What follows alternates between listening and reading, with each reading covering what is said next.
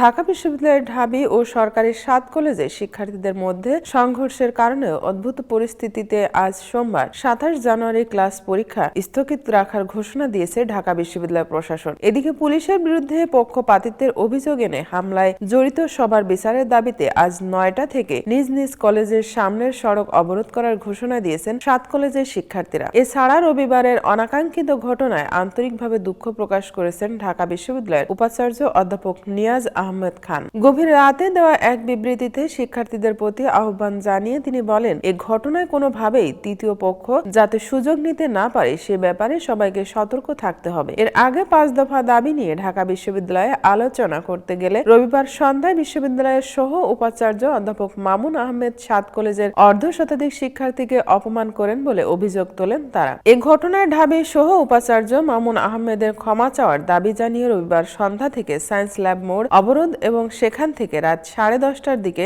ঢাকা বিশ্ববিদ্যালয়ের উপাচার্যের বাসভবনের দিকে মিছিল নিয়ে আসেন। নীলক্ষেত মোড়ে ঢাকা বিশ্ববিদ্যালয়ের মুক্তি ও গণতন্ত্র ত্বরণের সামনে অবস্থান নিয়ে বিক্ষোভ করতে থাকেন 7 কলেজের শিক্ষার্থীরা। এক পর্যায়ে ঢাকা বিশ্ববিদ্যালয়ের বিভিন্ন হল থেকে কয়েকশো শিক্ষার্থী বেরিয়ে এসে তাদের ধাওয়া দেন। এতে নীলক্ষেত মোড় থেকে কিছুটা সরে যান 7 কলেজের শিক্ষার্থীরা।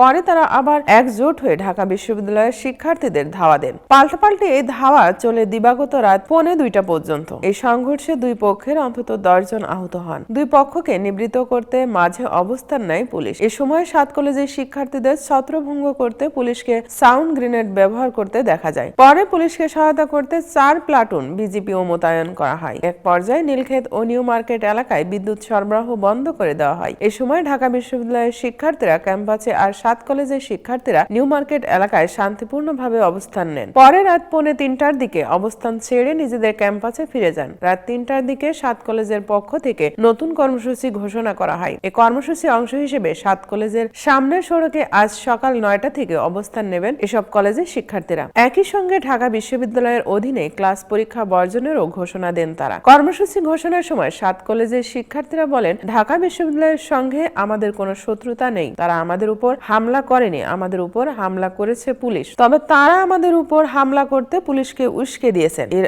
আগে ঢাকা বিশ্ববিদ্যালয়ের প্রক্টর সাইফুদ্দিন আহমেদ জানান, অনিবার্য কারণে আজ বিশ্ববিদ্যালয়ের সব ক্লাস পরীক্ষা স্থগিত করা হয়েছে। অদ্ভুত পরিস্থিতিতে ধৈর্য ধারণ এবং সম্প্রীতি ও সৌহার্দ্যপূর্ণ সম্পর্ক বজায় রাখার জন্য ঢাকা বিশ্ববিদ্যালয় এবং অধিভুক্ত সরকারি 7 কলেজের শিক্ষার্থীদের প্রতি আহ্বান জানিয়েছেন ঢাকা বিশ্ববিদ্যালয়ের উপাচার্য নিয়াজ আহমেদ। ঢাকা বিশ্ববিদ্যালয়ের উপাচার্য বলেন, আজ 7 কলেজের অধ্যক্ষদের সঙ্গে জরুরি সভা অনুষ্ঠিত হবে। সভায় শিক্ষার্থীদের স্বার্থ সংশ্লিষ্ট বিভিন্ন বিষয়ে আলোচনা হবে।